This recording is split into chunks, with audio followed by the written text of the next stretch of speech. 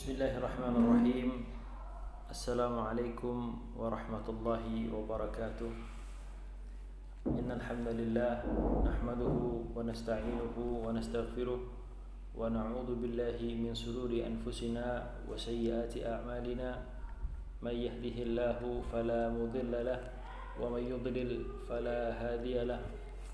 Asyhadu an la ilaha illallah wahdahu la syarika lahu wa asyhadu anna Muhammadan abduhu wa rasuluh wa safiyuhu wa khaliluh wa khiratuhu min khalqihi wa aminuhu ala wahyihi arsalahu rabbuhu rahmatan lil alamin wa hujjatan ala an-nasi ajma'in wa manaran lisalikin wa salawatu rabbi wa salamuhu ala khairil anbiya'i wal mursalin nabiyyina wa sayyidina wa maulana Muhammadin wa ala alihi at-tayyibin at-tahirin wa ala ashabihi ghurril mayamin mattasalat aynan binadar wa wa'at udunan bikhabar wa sallamat tasliman katsira amma ba'd. Alhamdulillah kita sempatkan puja dan puji syukur kita kepada Allah Tabaraka wa Ta'ala sehingga kita diberi kenikmatan, yaitu nikmat sehat dan nikmat waktu luang, di mana banyak saudara-saudara kita yang tertimpa sebuah musibah, yaitu dengan COVID-19. Kita doakan agar mereka diberi ketabahan oleh Allah Tabaraka wa Ta'ala dan diberikan kesembuhan oleh Allah Subhanahu wa Ta'ala, serta yang meninggal diberi ganjaran dengan mati syahid, serta keluarga yang ditinggalkannya juga diberi ketabahan oleh Allah Tabaraka wa Ta'ala. Alhamdulillah, kita baru akan memulai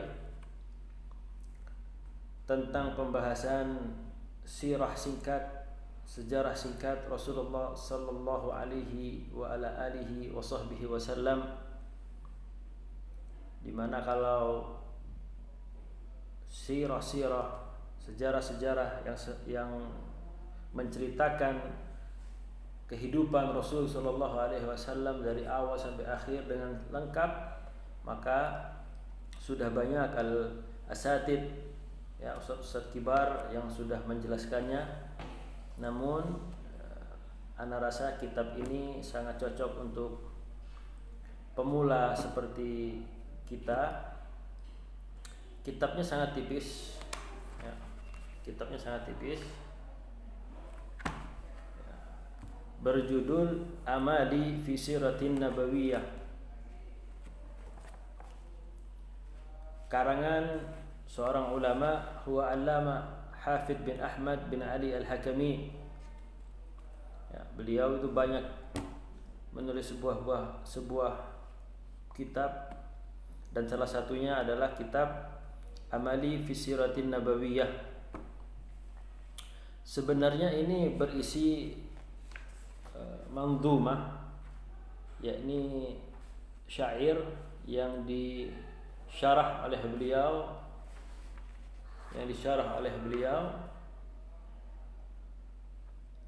menjadi sebuah cerita singkat Rasulullah sallallahu alaihi wasallam.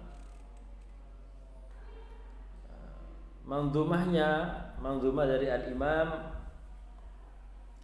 bin Abil Izza Al-Hanafi. Ya, syair sangat banyak sekali. Alhamdulillahil qadiril bari, summa salatu wassalamu alal mukhtari, wa ba'duha kasiratar rasuli, manzumatan mujazatan fusuli, dan seterusnya. Yang kita bahas bukan manzumah ini, akan tetapi uniknya kitab ini, yaitu kitab ini beliau rahimahullah, Syekh Ahmad Al-Hakami, membuat sebuah kitab Amali fi Siratin Nabawi, berisi berupa soal dan jawab. Jadi ada soal dan ada jawaban, tapi itu runut.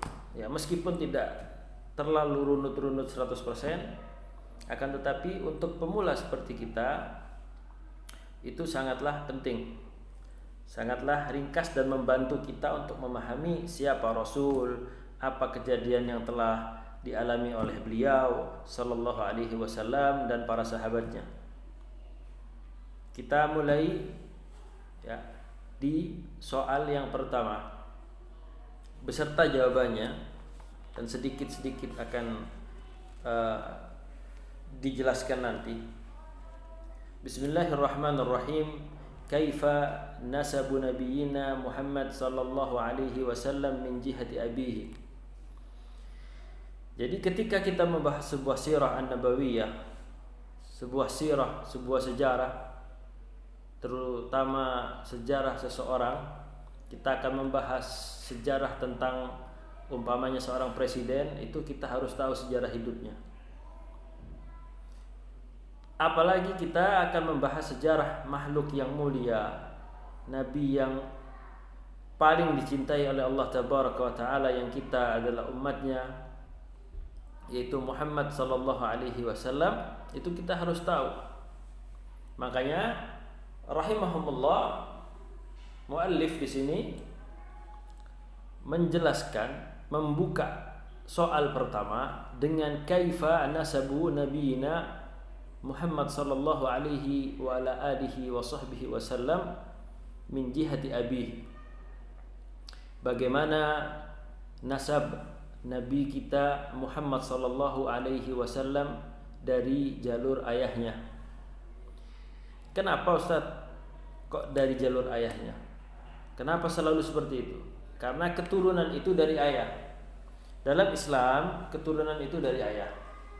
Jadi ketika ayah kita itu pasti turun namanya ke kita. Pada saat zaman ini kita lihat aja di paspor yang butuh nama ayah.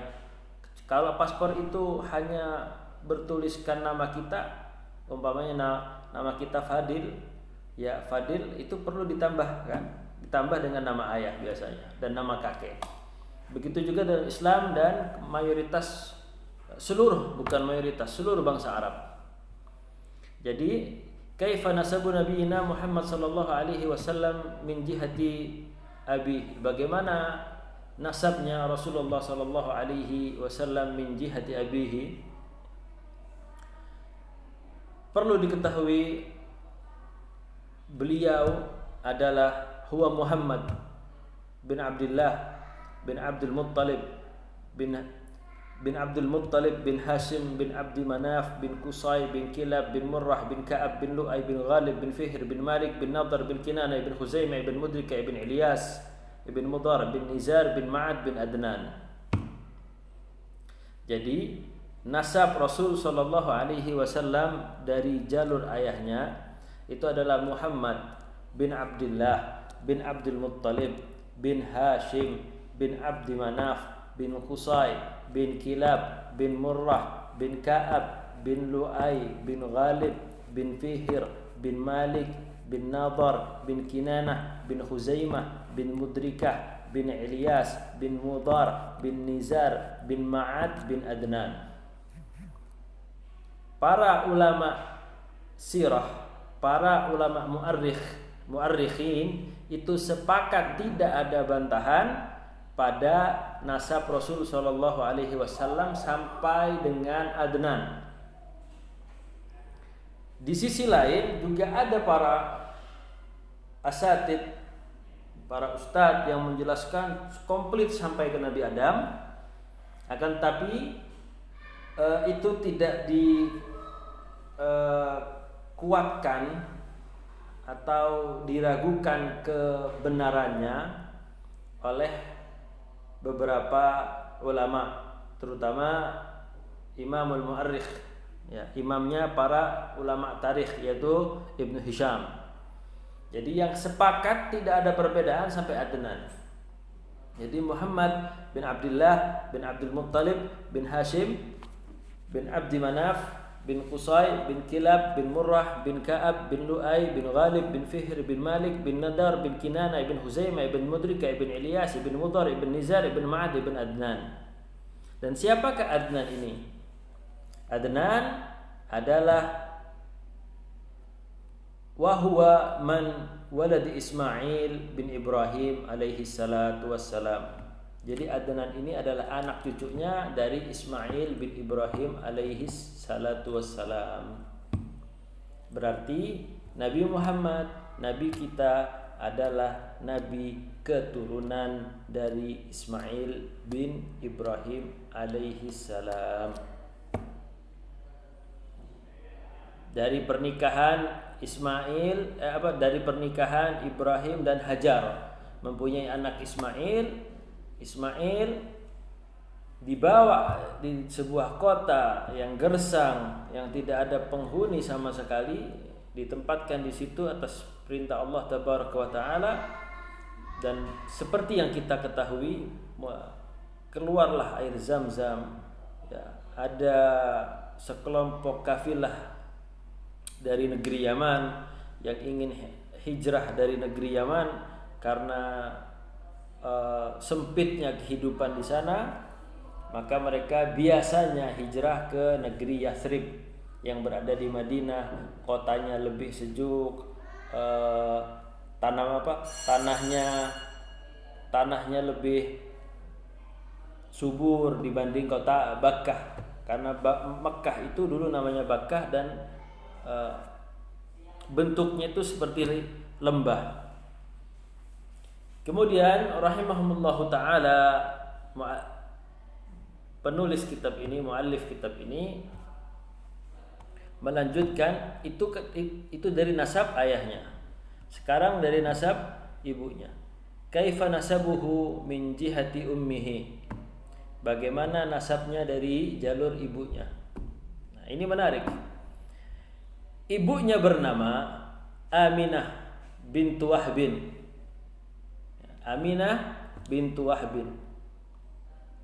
Wahbin ini anaknya Abdi Manaf bin Zuhrah bin Kilab bin Murrah. Jadi ibu dan bapaknya Rasul, ana ulangi, ibu dan bapaknya Rasul itu bertemu nasabnya di kakek kelima, yaitu Murrah, ya. Kemudian Syekh meneruskan, waqad wulida sallallahu alaihi wasallam min nikahin, dan dilahirkan Rasulullah sallallahu alaihi wasallam itu dari pernikahan yang sah. Walam yulad min sifah, dan tidak dilahirkan dari perzinahan. Na'udzubillah, ya.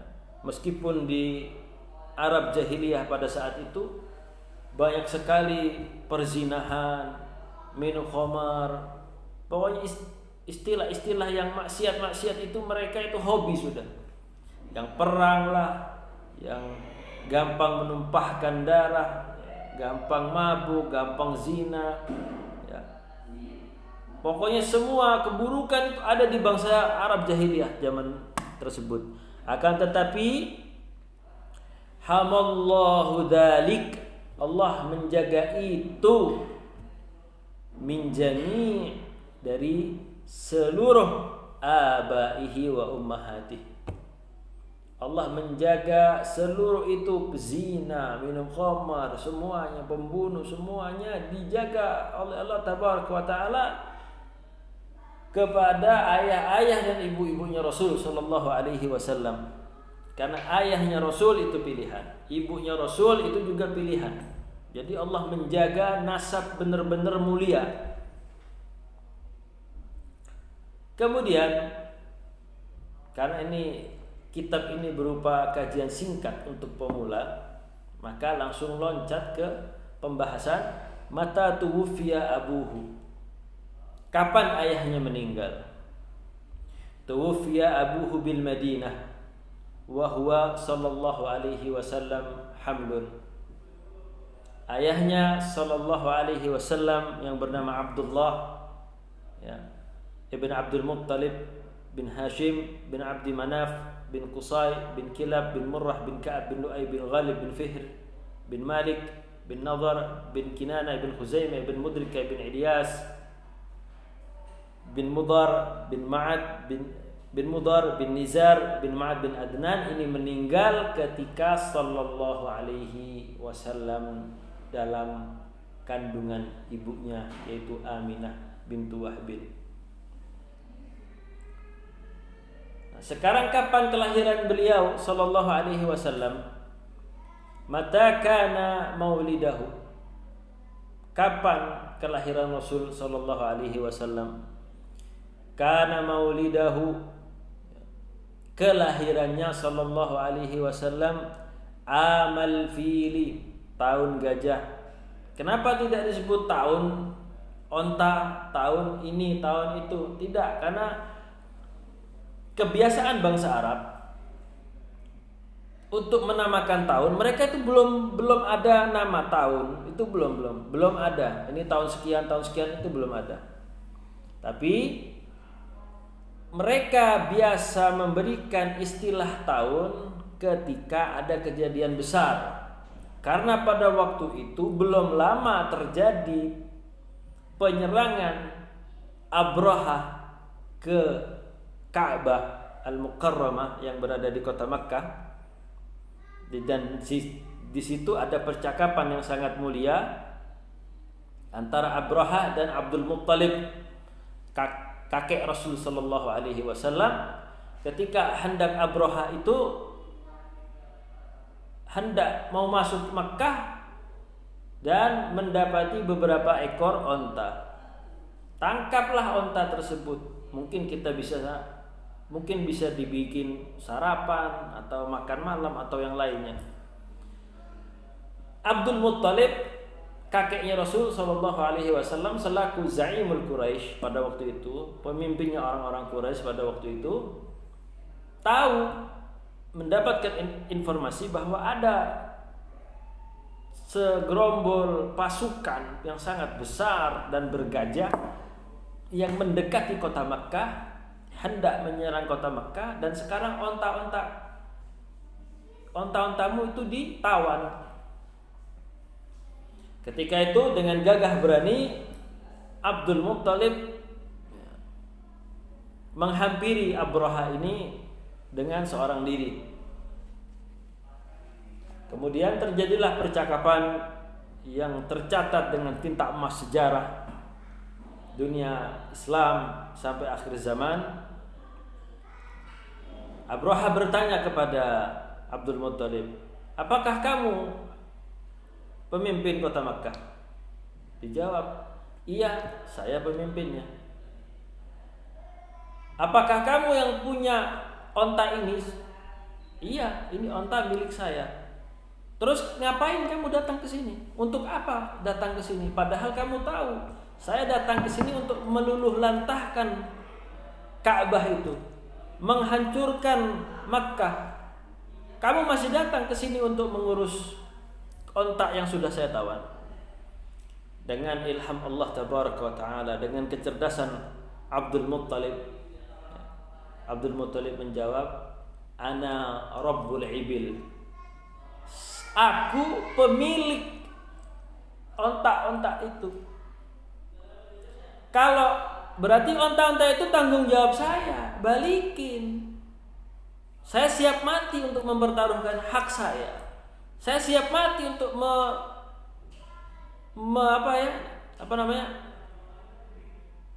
mengambil kembali hak yang sudah kalian ambil. Itu kewajiban saya. Ammal Ka'bah fa rabbi sayahmi. Kan tapi kalau Ka'bah bukan saya yang punya, Rabbi sayahmi, Tuhanku yang akan menjaganya. Abrahah pun tidak bisa berpikir panjang lagi. Ya, yang dianggap ini mungkin Abdul Muttalib orang gila kali. Akhirnya Abdul Muttalib pulang dengan membawa ontanya, dan Allah membalas niat keji Abrahah dengan terjawab sudah dalam surat Al-Fil. Inilah, jadi tahun situ disebut tahun gajah karena pada waktu itu juga ada kejadian Abrahah membawa tentara gajah yang sangat banyak dan besar. seandainya pada waktu itu ada kejadian Abrahah menaiki harimau atau macan atau singa atau bahkan menaiki badak, ya mungkin tahun itu dinamakan tahun badak. Karena pada tahun itu ada kejadian besar, yang paling besar yaitu kejadian tentara gajah yang dibawa Abraha, makanya orang Arab menamakan tahun itu Amal Fil. Jadi Nabi kita sallallahu alaihi wasallam yaitu Muhammad bin Abdullah itu dilahirkan pada tahun gajah Fil Isnaini, di hari Senin. Saniya Ashar, tanggal 12 min syahri Rabi'il Awal, di bulan Rabi'il Awal. Inilah yang sepakat para ulama, lahirnya Rasul itu di hari Senin tanggal 12 bulan Rabi'il Awal. Kalau meninggalnya terlepas dari beberapa khilaf, itu tidak mengapa ya, Rasulullah mau meninggal hari apa itu juga kita dituntut untuk tidak dituntut untuk tahu itu, akan tapi yang tercatat adalah hari kelahirannya. Dan yang dirajihkan dan dibenarkan oleh para ulama yang tidak ada ragu itu lahirnya Rasul di tahun gajah, hari Senin, tanggal 12 bulan Rabiul Awal. Kemudian dilanjutkan man hawadhinuhu ghairu ummih, siapa yang menyusui, siapa yang membesarkan, yang menaungi, yang mencintai Rasulullah Shallallahu Alaihi Wasallam selain ibunya. Biasanya seorang ibu, naluri seorang ibu yang sudah menyusui anaknya itu pasti melindungi, pasti mengayomi. Jadi hawadi'uhu itu bukan selalu diartikan harus yang menyusuinya, tapi di sini kita ambil yang menyusuinya, karena kebiasaan orang Arab itu memakai jasa ibu persusuan. Manfaatnya apa? Mungkin bisa kita